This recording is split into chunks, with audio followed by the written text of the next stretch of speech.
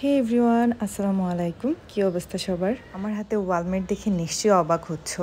আজকে যে ভিডিওটা তোমাদের সাথে শেয়ার করব, এই ভিডিওটা যাদের ঘর সাজানো অনেক বেশি পছন্দ তাদের জন্য অনেক বেশি হেল্পফুল হবে। সো চলো দেরি না করে তোমাদের সাথে কথা বলতে বলতে একটা পার্সেল আনপ্যাক করে ফেলি। আজকের পার্সেলটা আসছে মাস্টারপিসেস গ্যালারি থেকে।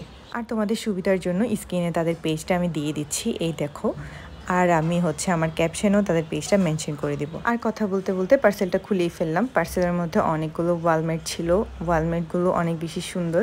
এই ওয়ালমেটগুলো তোমরা যদি অর্ডার করতে চাও অবশ্যই ভাইয়াদের পেজে নক করে ফেলতে পারো। আর আমি তো চিন্তায় পড়ে গেছিলাম যে এতগুলো ওয়ালমেট আমি কোথায় সেট করব। আমি যেহেতু আমার বিজনেসের জন্য নতুন একটা রুম ডেকোরেট করতেছি, সেই রুমের জন্য আমার অনেকগুলো ওয়ালমেট প্রয়োজন ছিল।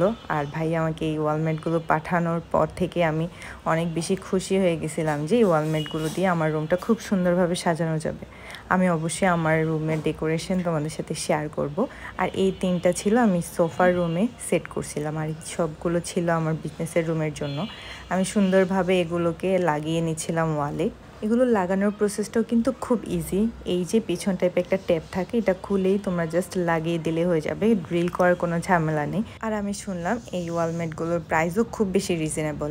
এগুলোর সাথে ছোট অনেকগুলো ছিল, তো ওগুলো আমি আগে ওয়ালের মধ্যে নিয়ে মাপ দিয়ে নিচ্ছিলাম যে কোনটা কোথায় লাগাবো। আর আমি তারপর এগুলো সেট করে নিচ্ছিলাম।